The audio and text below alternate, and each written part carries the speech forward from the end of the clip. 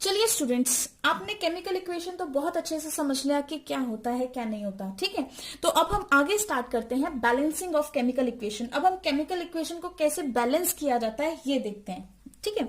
तो लिखेंगे balancing of chemical equation, balancing of chemical equation.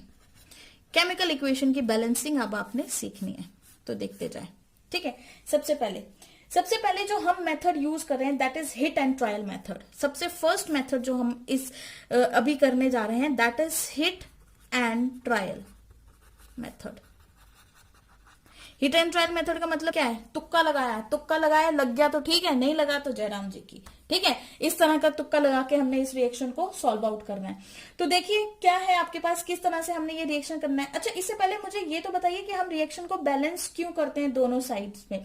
देखिए, बैलेंसिंग इसलिए की जाती है कि आपके मास बैलेंस हो जाए दोनों साइड पे, क्योंकि मास can neither be created not be destroyed, ठीक है। तो इसलिए मासेस को बैलेंस करने के लिए, atoms of elements on both the sides equal करने के लिए, उनके मासेस को इक्वल करने के लिए हम इस रिएक्शन को बैलेंस करते हैं। और रिएक्शन इसलिए बैलेंस हो रही है क्योंकि वो फॉलो कर रही है law of conservation of mass. Law of conservation of mass follow कर रही है, इसलिए हम रिएक्शन को क्यों कर रहे हैं? बैलेंस, इसलिए हम बैलेंस कर रहे हैं, ठीक है। तो सबसे पहले हम एक रिएक्शन ले लेते हैं। फॉर एग्जाम्पल हम कोई भी रिएक्शन लेते हैं, जैसे कि चलो ये लेते हैं जिंक प्लस H2SO4, ठीक है, gives you ZnSO4 plus H2। मान लीजिए आपके पास ये रिएक्टेंट है। अब एक तरफ है आपके पास लेफ्ट हैंड साइड, और दूसरी साइड है आपके पास राइट हैंड साइड। अब आपने बैलेंस करने के लिए क्या करना है कि सबसे पहले तो आपने लेफ्ट हैंड साइड को इक्वल टू किसके करना है? राइट हैंड साइड के इक्वल करना है, ठीक है। तो चलो देखते हैं कि इस इक्वेशन को बैलेंस करके देखते हैं पहले टोटल। सबसे पहले अब आप क्या करेंगे, एक चार्ट बनाएंगे, ठीक है। यहां पे लिखेंगे एलिमेंट्स लिखेंगे, उसके बाद यहां पे लिखेंगे number of atoms in reaction. Number of atoms in reaction कौन सी वाली साइड? लेफ्ट हैंड साइड, ये लिखेंगे। फाइन, आपने ये ड्रॉ किया। उसके बाद फिर एक लाइन लगाएंगे यहां पर, और यहां पे लिखेंगे number of atoms in product. Products में कितने एटम्स हैं वो दिखना है आपने, ठीक है। कौन सी वाली साइड? राइट हैंड साइड, क्योंकि प्रोडक्ट तो आपका राइट हैंड साइड ही होता है, ठीक है। तो सबसे पहले हमारे पास कौन सा एलिमेंट है? जिंक। तो पहले हम लिखते हैं जिंक, ठीक है। फर्स्ट देखिए, लेफ्ट हैंड साइड में कितना जिंक है? एक। चलिए जी, राइट हैंड साइड में भी कितने जिंक के मॉलिक्यूल्स हैं? एक ही तो जिंक है, और तो कुछ है भी नहीं, ठीक है। सेकेंड अगर हम बात करें, अब हम चलते हैं हाइड्रोजन के पास। यहां पर हाइड्रोजन लिखिए। अब आपके पास लेफ्ट हैंड साइड में कितना हाइड्रोजन है? 2 है ना। और राइट हैंड साइड में भी आपके कितना हाइड्रोजन है? 2 है। 2 की नहीं, देखिए H2 बिल्कुल है ना। वहीं पर अब हम आगे चलते हैं सल्फर की तरफ। सल्फर कितना है? 1, लिख दीजिए 1। यहां पर भी सल्फर, राइट हैंड साइड में भी सल्फर कितना है आपके पास? 1, आपने लिख दिया, ओके। उसके बाद अब आपके पास आता है ऑक्सीजन देखिए, लेफ्ट हैंड साइड में कितना ऑक्सीजन है? 4, और राइट हैंड साइड में भी कितना ऑक्सीजन है? 4, ठीक है। तो इसका मतलब left hand side is equal to right hand side, मतलब आपके लेफ्ट हैंड साइड सभी बराबर जा रहे हैं। इसका मतलब मैं ये कह सकती हूँ कि left hand side is equal to right hand side. जब आपके पास ये कंडीशन आ जाती है तो ये इक्वेशन क्या हो गई आपकी? बैलेंस्ड होगी। इक्वेशन बैलेंस्ड, पहले से ही बैलेंस थी, हमें तो करने की जरूरत ही नहीं पड़ी इक्वेशन को बैलेंस, है ना। ये इक्वेशन आपकी पहले से ही बैलेंस थी। चलिए स्टूडेंट्स, अब नेक्स्ट इक्वेशन सॉल्व करते हैं। फर्स्ट इक्वेशन आपको समझ में आई, वो पहले से ही बैलेंस्ड इक्वेशन थी। अब एक ऐसी इक्वेशन लेते हैं जिसको आपको बैलेंस करना है, ठीक है। तो फर्स्ट सबसे पहले आप इक्वेशन लेंगे Mg plus HCl gives you MgCl2 plus H2। Fine, आपने इस तरह से लिया। अब आपने सबसे पहले क्या करना होता है, इन रिएक्शंस को लिख के बॉक्सेस के अंदर डालिए। मैग्नीशियम, इसको आपने बॉक्स के अंदर डाला, प्लस HCl, इसको भी आपने बॉक्सेस के अंदर डाला, gives you MgCl2, again put it in the box, again hydrogen को भी आपने बॉक्स के अंदर डाल दिया, ठीक है। अब आपने क्या करना है, सेम वही फंडा था, सेम। उसके बाद आपने फिर से वही लिखने हैं ये आपके एलिमेंट्स आएंगे, मैं ई सिंबल से रिप्रेजेंट कर रही हूँ एलिमेंट्स को, ठीक है। आप पूरा लिखना चाहें तो पूरा लिख देना। उसके बाद नंबर ऑफ एटम्स, उसके बाद लिखेंगे नंबर ऑफ एटम्स किस side, left hand side, fine. उसके बाद सेकंड लिखेंगे number of atoms right hand side, right hand side कितने एटम्स प्रेजेंट है वो सब आपने लिखना है यहाँ पर, ठीक है। तो देखिए मैग्नीशियम एलिमेंट, सबसे पहले मैग्नीशियम की बात करें तो लेफ्ट हैंड साइड में एक ही मैग्नीशियम है देखो, और राइट हैंड साइड में भी हमारे पास एक ही मैग्नीशियम है, ठीक है। सेकेंड अब हम आ जाते हैं क्लोरीन के पास आ जाते हैं। आप इस इक्वेशन से भी इसको बैलेंस कर सकते हैं। सबसे पहले बैलेंस करिए metal, then non metal, fine. उसके बाद आप देखिए ऑक्सीजन को, और सबसे एंड में आप हाइड्रोजन के पास जाइए, सबसे एंड में हाइड्रोजन। इस सीक्वेंस से भी अगर आप क्वेश्चन सॉल्व करेंगे तो आपका कभी भी गलत नहीं होगा, ठीक है। ये प्रायोरिटी ऑर्डर है, दिस इज प्रायोरिटी ऑर्डर, इसको प्रायोरिटी ऑर्डर बोलते हैं, ठीक है। तो पहले metal, non metal, oxygen and hydrogen. अब देखिए क्लोरीन को, देखिए क्लोरीन अगर लेफ्ट हैंड साइड पे देखें तो HCl के साथ एक ही क्लोरीन है, ठीक है, और इस मैग्नीशियम के साथ 2 क्लोरीन है, तो ये 2 हो गया। मतलब क्लोरीन को मुझे बैलेंस करना पड़ेगा, क्लोरीन मेरी बैलेंस नहीं है।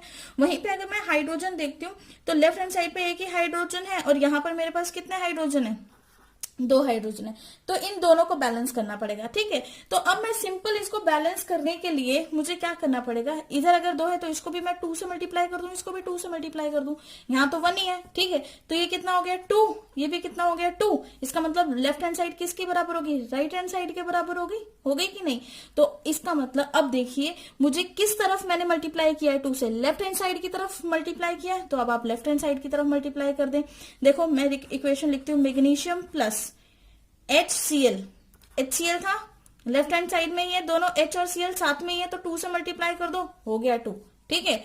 गिव्स यू, अब आपको 2 बार 2 लगाने की जरूरत नहीं है, क्योंकि एक ही बार 2 लगाने से आपका हाइड्रोजन भी बैलेंस हो गया और क्लोरीन भी बैलेंस हो गया। Gives you MgCl2 plus H2। अब आप काउंट करिए, 1 magnesium, 1 magnesium, 2H, 2H, 2Cl, 2Cl। अब आपकी ये जो इक्वेशन है, this is your balanced chemical equation, इसको आप क्या बोलेंगे, बैलेंस्ड केमिकल इक्वेशन, ठीक है। और जो आपकी ये फर्स्ट वन इक्वेशन थी, ये वाली equation, it was unbalanced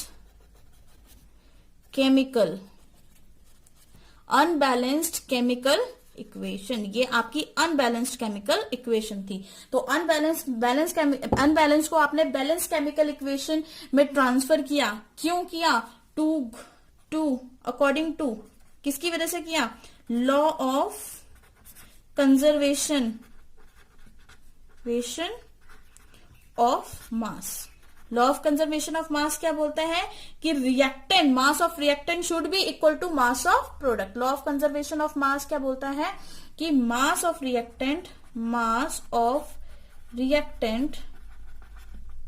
should be equal to mass of product. Mass of reactant should be equal to mass of product. आपके रिएक्टेंट का मास किसके इक्वल होना चाहिए, प्रोडक्ट के मास के इक्वल होना चाहिए।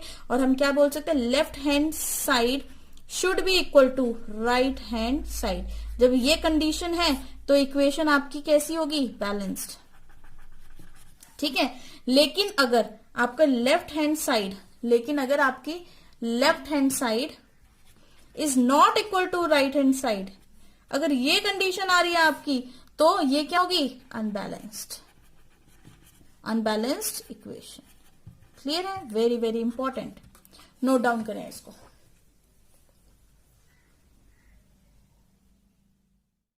चलिए स्टूडेंट्स, अब आपकी एक थर्ड इक्वेशन भी बैलेंस कर देते हैं, ठीक है। थर्ड इक्वेशन भी सॉल्व करते हैं बैलेंस करने के लिए। तो लिखते हैं equation, iron plus H2O gives you Fe3O4 plus H2, ठीक है।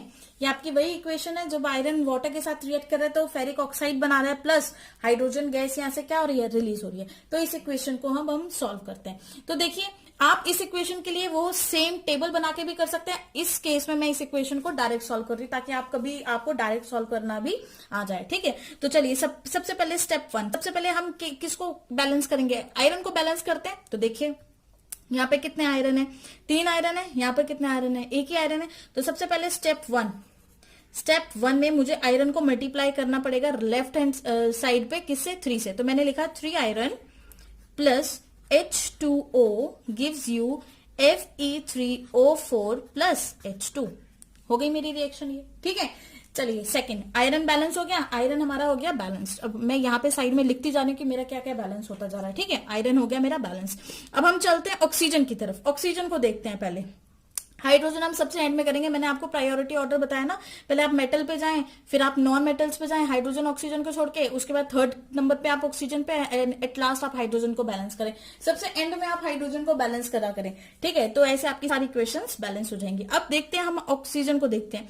यहाँ पर लेफ्ट हैंड साइड में आपके पास 1 ही ऑक्सीजन है और राइट हैंड साइड में आपके पास 4 ऑक्सीजन है। तो अब हम इसको भी 4 कर दें। तो अब स्टेप टू के अंदर अब हम क्या करेंगे, H2O को 4 से मल्टीप्लाई करेंगे तभी ऑक्सीजन 4 होगा, ठीक है। तो मैंने लिखा 3 iron plus 4 H2O gives you Fe3O4 plus H2, ठीक है। हो गया बैलेंस, मतलब Fe3O4, आयरन भी बैलेंस हो गया, आपका ऑक्सीजन भी बैलेंस हो गया। अब देखेंगे इस साइड, अगर मैं हाइड्रोजन, मेरे पास हाइड्रोजन अभी भी रहता है, हाइड्रोजन को देखिए, इस साइड हाइड्रोजन कितना है, 4 2 8, और इस साइड हाइड्रोजन कितने हैं, यहाँ पे कितने हाइड्रोजन है, 8 हाइड्रोजन है, और यहाँ पे हाइड्रोजन कितने हैं, 2। तो 8 और 2 हाइड्रोजन, इसको मल्टीप्लाई किससे करूंगी, मेरा आंसर 8 आना चाहिए, 8 के बराबर आना चाहिए, 4 से मल्टीप्लाई करना पड़ेगा ना। तो इसका मतलब मुझे यहाँ पे 4 लगाना पड़ेगा, तभी मेरे 8 हाइड्रोजन बन जाएंगे। क्लियर है। तो थर्ड स्टेप में रिएक्शन के, अब हम थर्ड स्टेप में लिखेंगे 3Fe plus 4 H2O gives you Fe3O4 plus 4H2, ठीक है। तो ये आपकी बैलेंस्ड केमिकल इक्वेशन है, क्योंकि यहां पर आपका left hand side is equal to right hand side, ठीक है। नहीं विश्वास हो रहा तो फिर से देख लेंगे। आयरन 3, 4 2 8 हाइड्रोजन, 4 2 8 हाइड्रोजन, ऑक्सीजन 4, इसका मतलब ये आपकी क्या हो गई, बैलेंस्ड केमिकल इक्वेशन, ठीक है। अब देखिए बेटा, कभी जब आप कभी इक्वेशंस लिखते हैं तो कई बार आपके एरो के ऊपर कुछ लिखा होता है, ठीक है। फॉर एग्जाम्पल मान लीजिए कि आपके, जैसे मैंने आपको ये रिएक्शन दे दी CaCO3, आपने इसको हीट किया, ठीक है, और प्रोडक्ट बना कैल्शियम ऑक्साइड प्लस CO2, ठीक है, ये आपका प्रोडक्ट बना। अब यहां पर जो ये हीट है ये क्या है, this is an external condition, यहां पर प्रोवाइड की गई है आपको, प्रोवाइडेड एक्सटर्नल कंडीशन, आपको यहाँ पे एक्सटर्नल कंडीशंस प्रोवाइड की गई हैं टू प्रोसीड द रिएक्शन, ठीक है, टू प्रोसीड रिएक्शन